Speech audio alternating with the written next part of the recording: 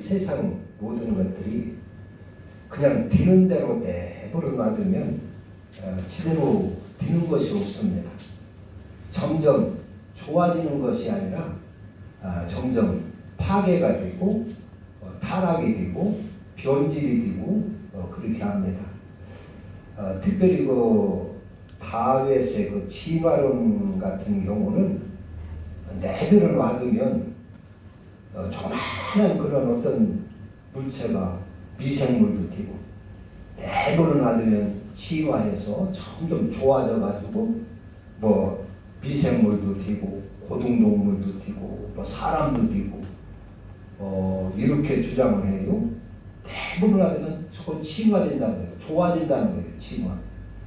그런데 실제는 그렇지를 않지요. 집 같은 것도 내버려 놔두면 점점 허물어집니다. 울타리 같은 거 예전에 흙담으로 그러니까 돌로 흙으로 담을 쳐서 살지만은 내버려 놔두면 비 맞고 얼었다 녹았다 하면 허물어져요. 다시 고치지 않으면 쓸 수가 없어요. 이런 물질도 그러고 우리 신앙도 내버려 놔두면 신앙이 금세 없어집니다. 그만 세상 사람들과 별로 다를 게 없어집니다.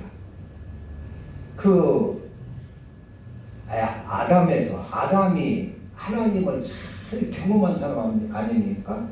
하나님과 같이 거닐고 에덴 동산에서 하나님과 직접 뵙고 이렇게 살던 분인데 이렇게 죄를 짓고 쫓겨난 후에 그게 얼마나 후회가 되겠어요. 에덴 동산에서 행복하게 살던 때가 후회가 될 거 아닙니까? 그래서 자기 자손들에게 다 가르쳤을 텐데 너희들 하나님 잘 섬기고 하나님 말씀 잘 따라야 된다 가르쳤을 텐데, 그런데 그 후손들의 신앙 상태를 보면은 그걸 따르는 사람이 없어요. 따르는 사람이. 그래가지고 사람들이 점점 타락을 해서 노아 시대 때 이르러 보면은 노아 시대 때 그때 오면은 하나님을 잘 믿고 하나님 말씀을 따르고 순종하는 사람이 노아 한 가정뿐이었어요. 이게 참 믿기도 어렵고 참 이게 아주 안타까운 일이지요. 그렇게 그 아담이 930세를 살았는데 930세 살도록까지 그 자녀들에게 하나님에 대한 이야기를 계속 했지 않겠습니까? 그런데 그것을 한 귀로 듣고 흘러버리고 농담으로 여기고 노인의 잔소리로 여기고 듣지가 않는 거예요. 그래가지고 세월이 저저 흐르니까 노아 시대 때는 노아 한 가정만 겨우 하나님을 믿었어요. 하나님 말씀대로 순종하고 하나님을 섬겼어요. 그래서 노아 한 가정만 놓아두고 하나님이 온 인류를 다 물로 홍수로 심판한 사건을 우리가 압니다. 그 후에도 마찬가지죠. 그 후에도 노아가 홍수 심판으로 하나님의 그 놀라운 그런 심판을 다 경험한 그 사람들, 그 노아의 8식구들, 그 8식구들 이제 그 사람들만 다 심판받아 죽었으니까 그 사람들만 살으니까 모든 사람이 하나님을 잘 섬겨야 할 텐데 그렇지를 않아요. 금방에 하나님을 등지고 바벨탑을 쌓고 하나님을 대적하고 그래가지고 그 바벨탑을 쌓고 사람들이 악으로 하나님을 대적하는 악으로 똘똘 뭉치는 거예요. 하나님을 섬기고 하나님을 사랑하고 따르는 그러한 정신으로 똘똘 뭉치면 얼마나 좋겠어요. 야, 우리 잘못하면 하나님은 이렇게 무서운 분이시다. 죄에 빠지면 홍수로 이렇게 아주 무섭게 심판하는 분이시니까 우리 정신 차리고 우리가 아주 단결해서 하나님 잘 섬기자. 그렇게 했으면 얼마나 좋겠어요. 그런데 그렇지를 않고 하나님을 대적하는 악한 방법으로 바벨탑을 쌓으면서 똘똘 뭉치는 거예요. 야, 하나님이 어떤 심판을 내려도 우리가 살아남을 수 있도록 하늘에 닿도록 높은 탑을 쌓고 흩어지지 말자. 그렇게 악한 방향으로 단결을 하는 거예요. 그렇게 내버려두면 어떻게 되겠어요? 그러면 인간이 영원히 모든 인간이 하나님과 원수가 되는 것입니다. 그래서 하나님은 내려오셔서 그들의 언어를 혼란하게 해가지고 다 흩어버리죠. 흩어버리고 지멋대로 이제 흩어져서 사는데 뭐 오죽하겠어요. 흩어져서 하나님 잘 섬기고 살면 얼마나 좋겠어요. 그런데 그렇지도 않아요. 인간이라는 게. 그래가지고 하나님을 대적하고 사는데 아브라함 하나가 하나님을 섬기는 거예요. 아브라함 하나가 하나님 말씀을 무서워하고 하나님을 두려워하고 하나님을 사랑하고 하나님 말씀에 전적으로 순종을 하는 거예요. 그래서 하나님이 아브라함을 믿음의 조상으로 택하여가지고 하나님 아브라함과 계약을 맺습니다. 너 내 말대로 잘 살아라. 내 법도대로 살아라. 내 계명대로 살아라. 그러면 내가 너와 늘 함께하고 너에게 복을 주고 네 자손들에게 복을 주고 내가 너의 상급이 되고 할 것이다. 그래서 아브라함과 그렇게 아브라함을 믿음의 조상으로 선택해서 아브라함에게 공도를 줘서 공도로 그렇게 살게 합니다. 네. 오늘날도 교회가 많이 있는데 천지사방에 교회가 있는데 과연 우리 이 교회들이 하나님 앞에 바른 교회일 것인가? 과연 이 많은 성도들이 하나님 앞에 바른 성도일까? 바른 신앙을 가지고 있을까? 한번 생각해 보야 됩니다. 그 수천 년, 수백 년 지나면서도 겨우 노아 한 가정, 또 아브라함, 그리고 이스라엘 백성의 출애굽을 시켜가지고 광야에 인도했는데 거기서 하나님이 계명을 주고 할례도 받게 하고 율법도 주고 했는데도 이들이 하나님을 거역해서 광야에서 하나님을 거역하고 우상이나 숭배하다가 다 망했단 말이요.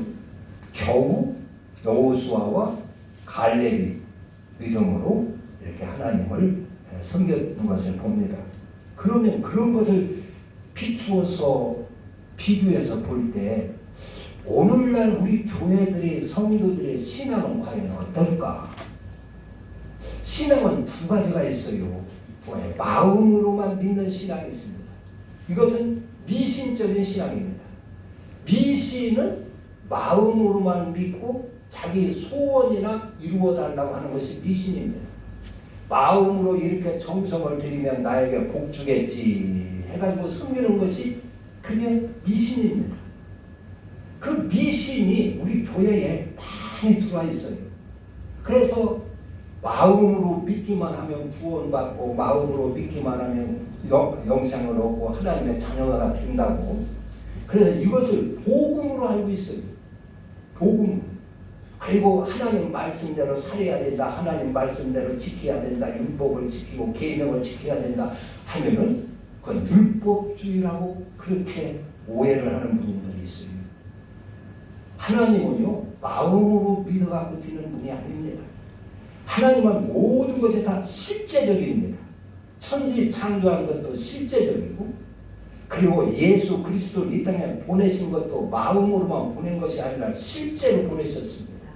그리고 그분이 우리를 위하여 대속해 죽으신 것도 실제적으로 십자가에 달려 죽으셨어요. 하나님은 마음으로만 믿고 그냥 뭐 하시는 분이 절대 아닙니다. 하나님은 전부 다 실제적입니다. 천국, 지옥도 실제적이고 하나님의 심판도 다 실제적인 줄로 믿습니다. 그런데 그 마음으로만 믿으면 구원받는 줄 아는 신앙이 오늘날 많이 있어요. 대단히 위험한 것입니다. 우리는 하나님을 믿을 때 하나님의 법도로 하나님을 믿어야 되고 하나님을 섬겨야 됩니다. 구약시대 때는 하나님의 법도를 주셨어요. 그게 뭐냐? 하나님의 법도는 남을 위하여 살라는 것입니다. 의를 위하여 살아라는 것입니다. 그게 무슨 얘기냐면 우리가 이 땅에 태어날 때 전부 다 남의 신세를 짓고 살아가는 것입니다. 어린 핏덩어리로 태어날 때는 부모의 신세를 짓는 것이에요. 부모의 그 말할 수 없는 그러한 그 사랑과 신세로 우리가 살아나는 것입니다. 내 힘으로 살 수가 없는 것이.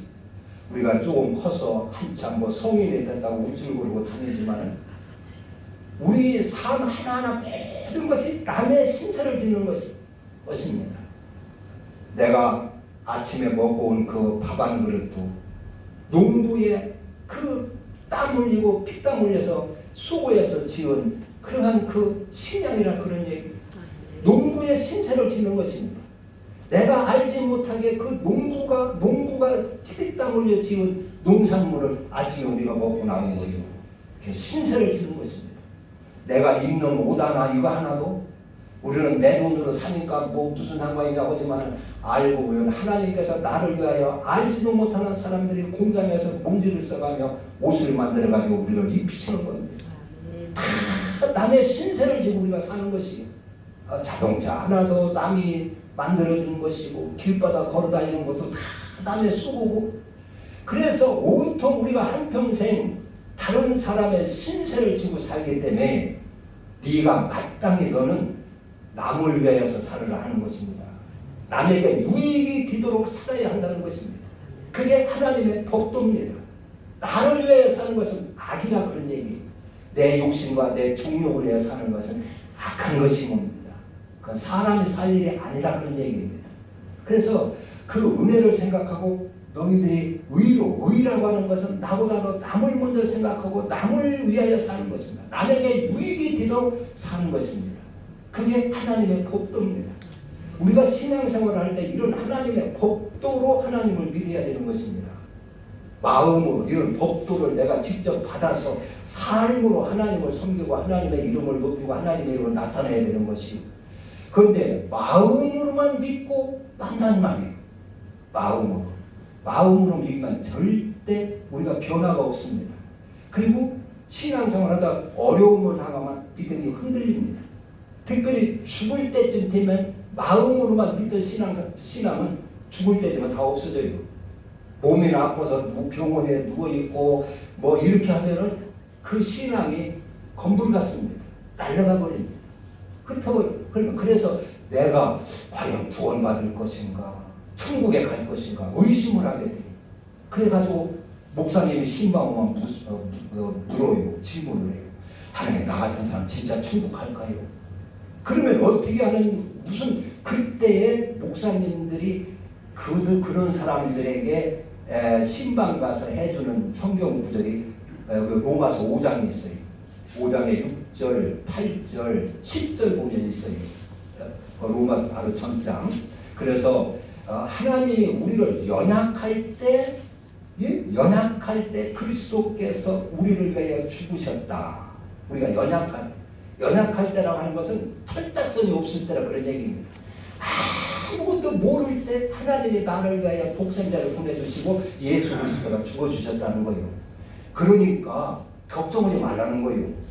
예수님은 내가 이렇게 아무것도 모를 때 이미 나를 위하여 죽어주셨으니까 우리는 좀 부족함이 있는 거 걱정할 것이 없으니까 마음 놓으라는 거예요. 걱정하는 사람. 또 두 번째가 뭐예요? 8절. 우리가 죄인 되었을 때, 우리가 아직 죄인 되었을 때에 그리스도께서 우리를 죽으심으로 하나님께서 우리에 대한 자기의 사랑을 확증하셨느니라. 내가 이미 믿기 전 죄인 되었을 때 예수님께서 나를 위하여 죽어주셔서 하나님께서 우리에 대한 사랑을 이렇게 확증을 했으니 걱정하지 말라는 거예요. 지옥 갈까봐 구원받지 못할까봐 염려하지 말라는 거예요. 그러면 어떻게 되겠습니까? 그럼 죄진 상태에서 다 구원받는다는 얘기입니까? 이건 아주 잘못된 그런 해석인 것입니다. 죄인은 하늘나라 갈 수가 없어요. 그 다음에 세 번째는 뭐예요? 10절에 곧 우리가 원수 되었을 때 그 아들의 죽으심으로 말미암아 하나님과 화목하게 했다. 그러니까 철딱서졌고 아무것도 모를 때 하나님이 나를 사랑해 주시고 죄인 되었을 때 죄 속에 있을 때도 하나님이 나를 사랑해 주시고 내가 하나님 원수 노릇할 때도 하나님이 나를 사랑해 주셨으니 너희들 너무 걱정하지 마세요. 그런 얘기거든요. 이게 마음으로 믿어가지고 말씀을 전혀 마음으로만 믿고 죽을 때 불안해가지고 흔들리니까 위로한다는 말씀이 이 말씀을 가장 많이 써요. 그래서 이 말씀을 계속 이유고 암송하고 있으라는 거예요. 의심을 갈 때마다 불안할 때마다 이 성경 구절을 암송을 하라는 것입니다. 이게 그런 얘기가 아니거든요. 우리가 이것은 바울이 예수 그리스도를 만나고 나서 하는 깨달은 하나님의 사랑입니다. 내가 철다전이 없을 때 하나님이 나를 사랑하셨구나. 내가 죄 속에 있을 때도 우리 하나님께서 나를 사랑하셨구나. 내가 하나님 원수로 살 때 예수 믿는 사람 막 잡아주고 담에색까지 쫓아가면서 잡아주고 이럴 때도 하나님이 나를 사랑하셨구나. 그게 변화된 후에 예수를 만나고 그가 돌이킨 후에 돌아보고 느낀 하나님의 사랑을 말하는 것이죠. 그 죄 속에 하나님의 원수 상태에 있을 때 그래도 구원받는 얘기가 아니거든요. 죄 속에 있을 때 하나님의 사랑에 따라서 죄 속에 있는 나를 하나님이 구원해 준다는 말은 아니거든요. 거기서 바울처럼 벗어나야 되거든요. 죄에서 빠져나와야 되거든요. 그런데 이것을 이루니까 너무 걱정하지 마세요. 그러고 앉았어요. 그럴 때 이렇게 죽음에 임박해서 구원이 불확실해가지고 염려하는 자 있으면 얼른 하나님의 법도 안으로, 하나님의 공도 안으로, 하나님의 그리스도 안으로 들어오게 해서, 그때는 예수 밖에 살았는데 그리스도 밖에 살고 하나님의 법도 밖에서 살았다면 그때라도 늦지 않았으니까 그때라도 깨우쳐서 하나님의 법도 안에 들게 하고, 그 증거로 자기 재산이라도 좀 팔아서 어려운 사람 구제라도 하게 하고 그렇게 해야 된다는 말이에요. 그러니까 어떤 누가복음 10장에 보면 어떤 율법사가 마태복음 19장에 보면 어떤 부자 청년이 예수님께 와서 내가 어떻게 해야 구원받습니까? 물었지 않습니까? 그 율법을 계명을 지켜라 그랬어요. 어떤 계명입니까? 네 부모를 공경하라, 살인하지 말라, 도적질하지 말라, 간음하지 말라 했느니라. 그것은 제가 어렸을 때부터 다 지켰습니다. 그런단 말이에요. 그래. 그러면 우리가 좀 잘했네, 나 몰랐네. 그러면 걱정하지 마, 구원받아. 그렇게 한 것이 아니라 예수님께서 그래야 그렇게 계명 다 지켰어도 그것 가지고는 네가 구원받았다고 할 수 없다, 그런 얘기입니다. 한 가지 부족한 것이 있으니 네 재산을 가서 다 팔아 가난한 자들에게 주고 나를 따르라 그랬어요. 그러니까 율법은 암만 지켜도 선한 것이 아닙니다. 어떤 택시 운전사가 저녁 때 집에 들어가니까 택시 뒷좌석에 보따리가 하나 있어요. 끌어보니까 돈 보따리요. 돈이 1억이나 담겨 있어요. 그래서 이 사람이 갈등이 생기죠. 이것을 내가 호주머니에 넣어야 되나, 내가 가져야 되나 말해야 되나 망설이다가 경찰서에 갖다 주었어요. 신고를 했어요. 그러니까 경찰서에서 그 사람 착하다고 그 소문이 나가지고 아무나 착하다고 그랬어요. 그런데 그게 실제 알고 보면 착한 것이 아니지 않습니까? 그건 마땅한 것이라는 말이에요. 그러니까 그런 사람들을 막 착하다고 이렇게 박수치고 하는 것은 사람들 마음이 전부 다 그런 돈이 있으면 가져도 되는데, 그러니까 알고 보면은 도둑놈 신보들이 누구에게는 다 있다, 그런 얘기입니다. 그 자기가 같이 신고했다고. 그건 마땅한 건데, 마땅한 것이라는 말이에요. 남에게 돌려주는 게 마땅한 것인데 그 돌려줬다고 칭찬하는 것이에요. 예수님은 그러지 말고 네가 진짜 선한 사람이 되려면 네 것을 가지고 남을 구제하라는 것입니다. 남의 것 찾아주는 것은 선한 것이 아니라는 것이에요. 네 재산 팔아서 남을 조금이라도 네 재산 팔아서 남을 구제하고 그래야 그게 선한 사람이고 선한 일이지, 남의 것 찾아주는 게 무슨 선한 일이냐는 것입니다. 율법은 그런 것이 부족한 것이에요. 율법은 사람을 선하게 만드는 것이 아니고 하나님의 형상으로 회복시키는 게 아닙니다. 우리 신앙의 목적은 하나님의 형상이 회복이 되어야 됩니다. 그게 구원인 것입니다. 에덴 동산에서 하나님의 형상대로 지음받았는데 그것이 죄짐으로 말미암아 망가졌단 말이에요. 오염이 됐단 말이에요. 죄악으로 오염이 되고 독성으로 미움으로 시기 질투로 원한으로 오염이 됐다는 말이요. 그래서 우리 속 인간 속에 악이 가득한 것이 그것을 다 뽑아내고 하나님의 형상으로 의와 진리와 사랑의 하나님의 형상으로 희복이 되어야 된다는 말이에요. 그것을 희복시키는 그 처방이 하나님의 법도입니다. 남을 위하여 살아라는 것입니다. 네가 평생 남의 신세 지고 살았으니 이제는 네가 남을 위하여 살아라. 남에게 유익이 되도록 살아라는 것입니다. 그래서 그 법도 안에 들어갈 때에 우리의 죄성이 빠지는 것이요. 미움이 빠져나가고 욕심이 빠져나가고 탐심이 빠져나가고 이웃을 사랑할 수가 있게 되고 그러는 것입니다. 이 법도를 받지 아니하면 마음으로 평생 믿어갖고는 하나님의 형상이 희복이 되지를 않아요. 우리의 죄성이 빠져나가지를 않습니다. 그건 사기당하는 것입니다. 마음으로 믿기만 하면 다 구원받고 하나님의 자녀됩니다. 천국 갑니다. 이렇게만 알고 있으면 이건 사기입니다. 진짜 예수님은 실제적입니다. 하나님은 실제로 이루어지는 분입니다. 구원이 실제적으로 일어나야 되는 것입니다. 우리의 영혼이 하나님의 형상으로 실제적으로 변화가 되어야 되는 것이지 마음으로만 믿고 구원받는다면 그건 미신입니다. 우리 교회가 그게 마귀가 뿌려놓은 아주 가라지입니다. 오늘날 현대 교회들이 오래 지나다 보니까 미신을 많이 닮아가요. 그냥 내가 도둑놈 신부가 있건 말건 내 삶이 도둑질을 하건 말건 계명을 지키건 말건 상관없이 마음으로만 믿으면 다 구원받는 줄 알고 있어요. 그렇지 않습니다. 우리는 하나님의 형상이 희복이 되어야 됩니다. 우리는 하나님의 법도로 만나야 됩니다. 그리스도 예수는 우리에게 구원의 법도를 그리스도를 주셨어요. 나를 희생해서 저를 살리는 그 도로 살아라는 것입니다. 사랑을 받는 것이 아니라 남을 사랑하는 그 도로 살아라는 것입니다. 대접을 받는 것이 아니라 남을 대접하는 예수님께서 이 땅에 오셔서 성령 받고 오늘 이 로마서 6장에는 이제 성령 세례받는 이야기가 나오는데 예수님이 세례받고 나서 어떻게 살았어요?